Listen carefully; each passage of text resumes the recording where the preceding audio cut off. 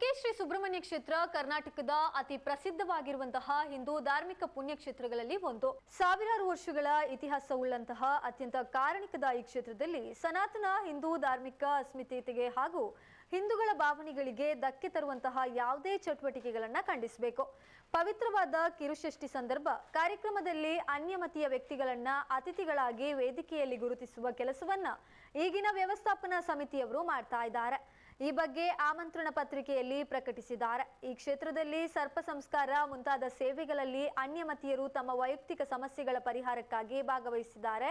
ಆದರೆ ಕ್ಷೇತ್ರಕ್ಕೆ ಸಂಬಂಧಪಟ್ಟ ಹಬ್ಬಗಳ ಧಾರ್ಮಿಕ ಸಭೆಗಳಲ್ಲಿ ಅನ್ಯಮತೀಯವರನ್ನ ತೊಡಗಿಸಿಕೊಳ್ಳುವಂಥದ್ದು ಸರ್ವಾರ್ಥ ತಪ್ಪು. ಧಾರ್ಮಿಕ ದತ್ತಿ ಇಲಾಖೆಯ ಕಾನೂನಿನಲ್ಲಿ ಇದಕ್ಕೆ ಅವಕಾಶವಿದೆಯೇ? ನಿಗಮ ಮಂಡಳಿಯವರನ್ನ ವೇದಿಕೆಗೆ ಅನ್ಯಮತೀಯರಾಗಿದ್ರೂ ಕರೆತರುವ ಪ್ರೋಟೋಕಾಲ್ ಇದೆಯೇ?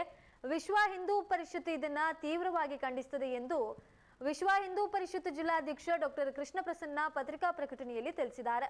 ಬಾಂಗ್ಲಾದೇಶದಲ್ಲಿ ಮತಾಂಧ ಜಿಹಾದಿ ಮಾನಸಿಕತೆಯ ದುರುಳರಿಂದ ಹಿಂದೂಗಳನ್ನ ಗುರುತಿಸಿ ಆಗ್ತಾ ಇರುವ ಅವ್ಯಾಹತ ದಾಳಿಗಳನ್ನ ಹಾಗೂ ಕಗ್ಗೊಲೆಗಳನ್ನ ವಿಶ್ವ ಹಿಂದೂ ಪರಿಷತ್ ತೀವ್ರವಾಗಿ ಖಂಡಿಸುತ್ತದೆ ಹಾಗೂ ಭಾರತ ಸರ್ಕಾರ ಈ ಬಗ್ಗೆ ಮಧ್ಯೆ ಪ್ರವೇಶಿಸಿ ಬಾಂಗ್ಲಾ ಸರ್ಕಾರಕ್ಕೆ ಸೂಕ್ತ ಒತ್ತಡವನ್ನ ಹೇರಿ ಅಲ್ಲಿರುವಂತಹ ಹಿಂದೂಗಳ ರಕ್ಷಣೆಗೆ ಅಗತ್ಯ ಕ್ರಮ ಕೈಗೊಳ್ಳಬೇಕಾಗಿ ವಿಎಚ್ಪಿ ಸಂಘಟನೆ ಆಗ್ರಹಿಸ್ತಾ ಇದೆ ಎಂದು ತಿಳಿಸಿದ್ದಾರೆ.